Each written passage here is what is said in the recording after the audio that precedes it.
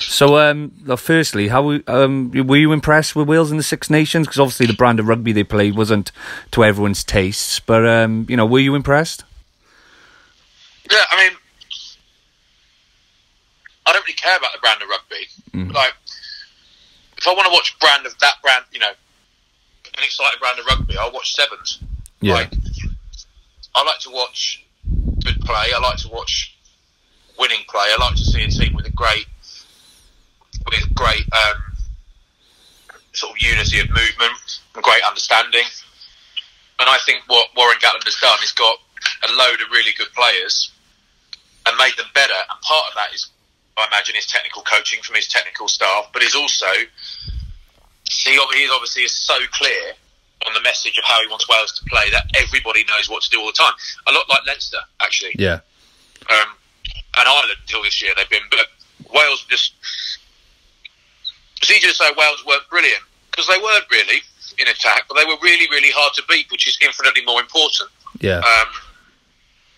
So I played in teams that looked great, scored brilliant tries, and lost big games. What's the point? Yeah, and obviously you did hear Mike Tyndall's comments of Wales, sort of basically saying they haven't got no effing chance that they're going to win the World Cup because of the brand of rugby, and it was sort of strange because obviously England. You look back to England in 2003 and they got close against Samoa, which they could have potentially lost. They were I think Wales scored 3 tries to they won in the quarterfinals, and they just scraped past France in the semis. So does the brand of rugby always count when you're going for a World Cup?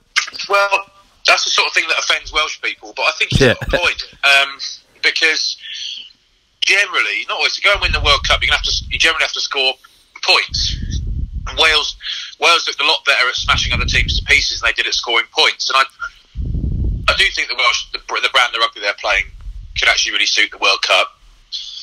I also think if they've got to put in many more shifts like that second half against England, it's quite a long way from the beginning to the end of a World Cup. If you're getting that battered, do the All Blacks batter themselves that badly in matches? Probably not. No. So I think it's a particularly it's the Ricky Hatton approach. Yeah.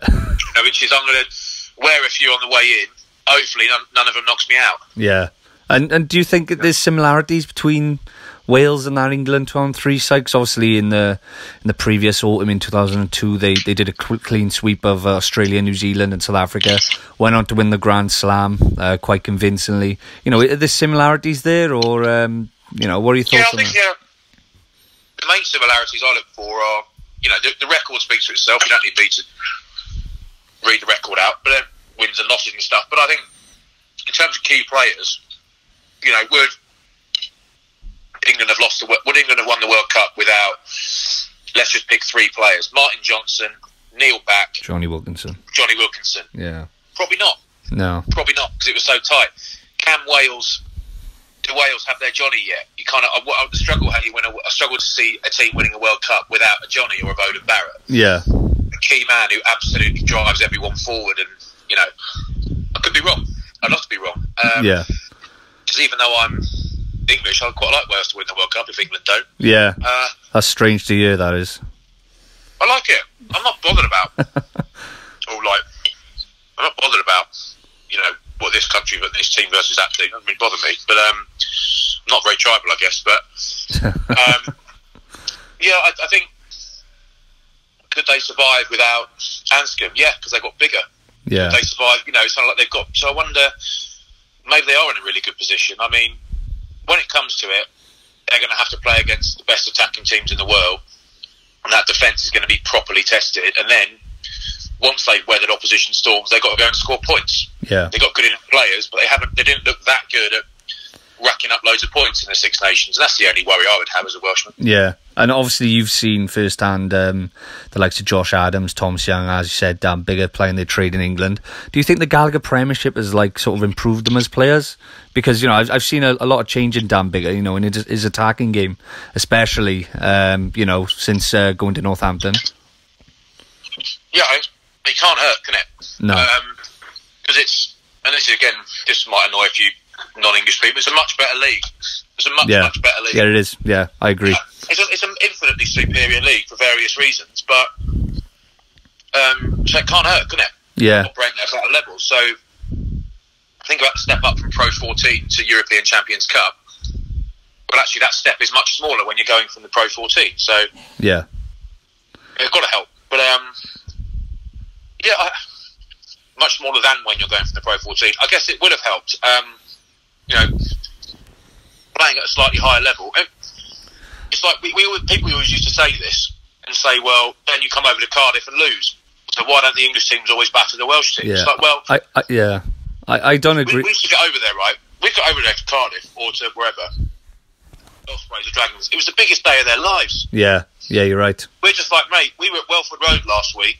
We're at Franklin's Gardens next week. We're at Kingsholm the week after. It's like, chill out, lads. Yeah. And it was like they had everything to beat the English bastards. And it was like, only 7 of you are Welsh. I don't know what you're so angry about. yeah, but it was almost like, I don't know if you watched Judgment Day on Saturday, but that was like Alan Wynne-Jones, Justin Tipperich's first game since the Six Nations. Do you know what I mean?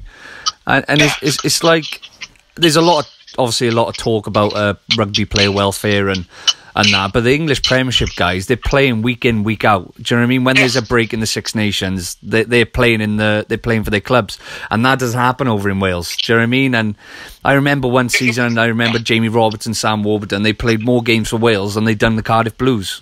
Do you know what I mean? Right, exactly. Like, I remember when I retired from playing at Bath, and the club were talking about getting Gethin Jenkins, and it's nothing to do with me because I was retiring. Yeah. I was like, look, Gethin Jenkins is a world-class player. At that point, he had 91 caps. Yeah. And I said, 91 caps says to me, he's tired. Yeah. Like, he's old, he's tired. Yeah. He also says, let's have a look at how many games he played for Cardiff last year. 8. Yeah. How many the year before that? And it wasn't much more than that. Yeah. I said, this is a completely different world. It's a completely different world playing in the Premiership and the top 14 from the other leagues. Yeah. The Pro 14 and the Southern Hemisphere leagues. It's a different world. So, Well, it was proved when he went to Toulon, wasn't it? He went to Toulon and he couldn't play. Like, I think they had like 22 games last season that he played, and 90% of them he come off the bench because he couldn't. Wasn't used to playing that many games. But also, it's a different game there. Like when they signed him, you're talking about one of the best players ever. This guy's an icon. Like, I love Gethin Jenkins. Yeah, he's my cousin. Oh, is he? I love watching him play. Like, he was just a class player. And it's like, why are Toulon signing him when they've signed Andy Sheridan? Yeah. Andy Sheridan clearly suits their style of rugby better. 100%, yeah. His set-piece focus clearly suits it better. They're just collecting stars. It was like Stefan Armitage as well, wasn't it? With big flanker, going to Toulon, it suited their play more over there than it probably did over in England. Exactly. So he could probably, get Stefan Armitage could probably be a slightly lower work rate, vastly higher impact player in France than he could here. Yeah. But the Pro 14 suits Gethin perfectly. The Premiership wouldn't have suited Gethin as well as the Pro 14, and the top 14 definitely wouldn't. So it's just, I think, it's just he could have operated anywhere because he's a worldie. Yeah. But it's just, we're talking about ideals.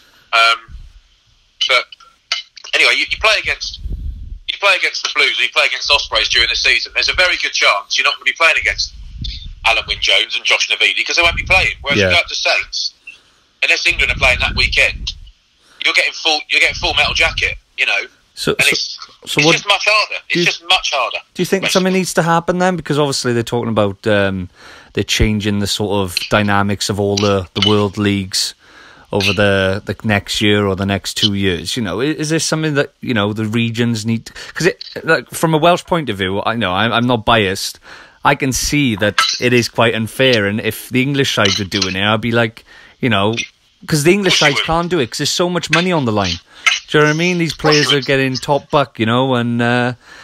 But so are the Irish boys, and they're doing it. Yeah, and, I watched Leinster Benetton the other week, and Benetton got a draw out of it, and you just wouldn't have recognised our Leinster side. Do you know what I mean? No. It's ridiculous. And that's one of the reasons why Benetton are in the playoffs now.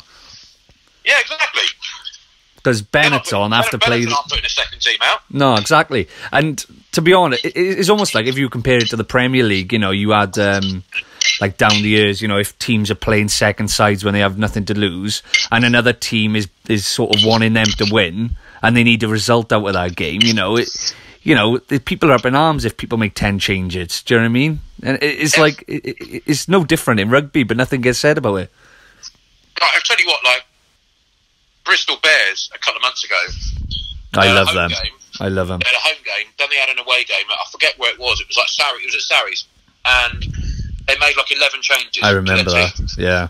And George Smith got a red card, I think. But otherwise, they could have won it. Like, they were really good. Yeah. And, all of the questions before the game to us pundits, all the questions were, why 11 changes? Is it in the spirit of the game? Is it this? Is it that? I was like, do you know what it is? It's really good management. Yeah. Because he's never going to win at Sarries. Like, if they do, it's an absolute bonus. But he wants to win home games and survive. It's really good management. And actually, it's worked out. Look across to Wales, Ireland, Scotland. They're all doing it. They're all doing it. And we get to, you know, a load of our team get to Europe and get battered by the Irish lads. And yeah, like, you know, I know exactly what you mean. Leinster in their Pod 2, and they hammered us, put 50 on us, I think, at the Aviva or close to it. And I remember running out 20 minutes in, thinking, A, they are much better than us. They were better players, better coached. Also, I remember looking around, walking to a line out, looking at our lads. They're all on their toes, ready to go. Yeah, we're all massively up for it. So it's not a mindset thing. It's like we're all covered in tape and stitches. Yeah. And it's like, oh my God, the last 3 weeks before that, we were at Leicester, Bath, Northampton. Yeah. Football, their lads hadn't played for 2 weeks. It's like, this is a non-match. You might as well just forfeit it. I suppose it could be a mind thing though, but as in, you know, you go in there and you knowing that they've rested their guys for the last 2 weeks and you've put your all in, you know, you've played 160 minutes or 160 plus minutes over the last 2 weeks. You know, that does play. Honest, mate, to be honest, that doesn't happen with pros. You're flat out up for it anyway. Like, we were ripping into them. You know, let's fucking have it. Yeah. And just getting blown away. Like, we just didn't have it. Just didn't have anything in the tank. Like, half time, we were like, fucking hell, the boys are empty. Absolutely empty. And we were pros as well. We had world-class players on the field. Yeah, you had a decent side back then, didn't you? Team, you know, but we just had nothing in the tank. So it's good on them. I don't resent it at all. I say good on them. If I was playing and it's like, we'll pay you the same, but you can have 2 weeks off and play the big games. Thank you very much. Yeah. Longer career, same cash, fewer injuries. Lovely. Yeah, I've always been a big fan of Bath. I've always been a big fan of Bath. My uncle's from Chippenham, and and he come over and we give him a Pontypridd jersey because I'm from Pontypridd, and you know, he gave me a Bath jersey, and for some reason the first name I had on the back, and it wasn't David Flatman, it was but it was Butch James. Oh yeah. What a player! Absolutely loved him. What a player. Great guy.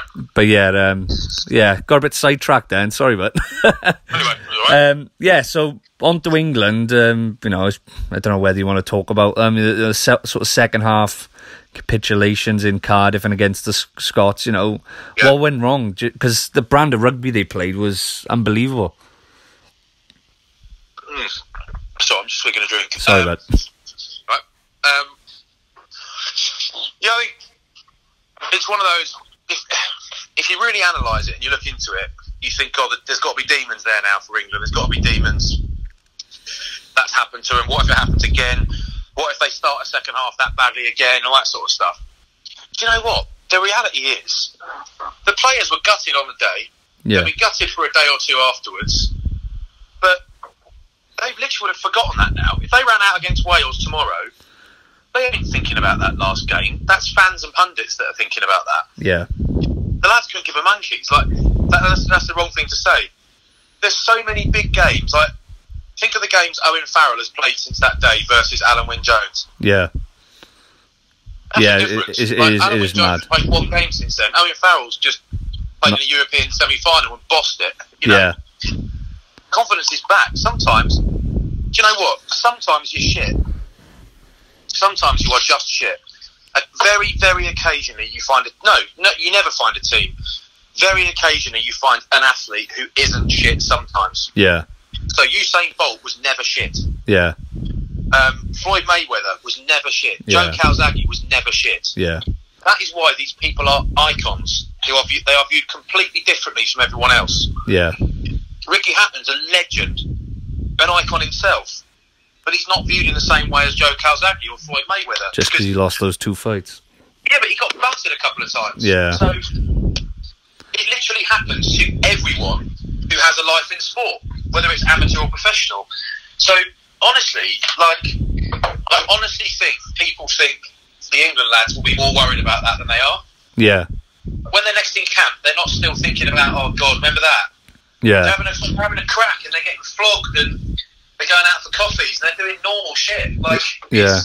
So people get on with it. They just get on with it. Do you think there's any pressure on Eddie then? You know, is there anything that you think needs to change, or as you said, is it just, you know, everyone, all the supporters not having a real clue about what the English side's actually like? No, I think there's always pressure on a head coach, but does he feel his job's under threat? No. He's going to go either after the World Cup or reasonably soon after the World Cup anyway, we all think. So yeah, they're not going to sack him before that. So he's under no employment-based pressure at all. But he's under pressure because he's the England coach. So of course there's pressure, and he's got to answer for it when they're crap. But so what? What's new? Yeah. I think the only pressures he's under are things like, why on earth isn't he picking this guy? Why on earth isn't he picking this guy? It's just pundit-based speculation. And you know Eddie as well as I do. Yeah. How much of a toss do you think he gives? No. Hugo Monya and I think about whether or not he's picking the right scrum half. Yeah. I think you're pretty fair though, to be honest. You know. I'm fair. Yeah, of course, I'm fair. That's my job. But how much do you think Eddie Jones cares what I think? Yeah. Yeah, you're right. Say negative amounts. Yeah. To the point where he might even enjoy us disagreeing with him. Yeah. I must say, I quite like it, the bloke. Yeah. It's fun. Yeah. So do you think, obviously, it's probably been asked this a million times, but obviously Warren Gatland's contract's up, and there's obviously a lot of talk with the Lions in 2021. You know, what percentage of a possibility is he going to be the England coach? Oh my God, zero. Yeah, they won't do it. He won't do it. The thing is, I know it's a job and it's just to pay the bills and all that. But doesn't money talk? Well, I imagine he's got a lot of money, Warren Gatland. Yeah. And there comes a point to, not everyone, but to most people, you know, myself included, where we all like money, but there is a part of you that's like, you know, you now and again see things, you see other lads or other people in the public eye doing things, and you think they're just doing that for money. And do you know what? You've got to pay your bills. But at the same time, yeah, there's a limit. There are things that's like, I just would not do that. No matter what the money was, I just would not do that. Yeah. Because it would be embarrassing, or it would be something I'm just not into it. It's like, well, I'm not putting myself out there as an expert, but people every now and again, when you're a pundit, say, you never thought about being a coach? Yeah. And the answer's no. And it's, so, put your money where your mouth is. My mouth is literally my money, mate. So what I say is literally my job. Yeah. So that's what I'm doing. Coaching is doing your very best for someone and hoping they don't cock it up because you're completely out of control. And that really appeals to some people. It doesn't appeal to me, so I wouldn't do it. Yeah, exactly. You're right. But yeah, keep doing what you're doing, bud, because it's honestly... Take it easy. Catch you soon, bud. See you, man. Try, buddy. Bye, mate. Bye.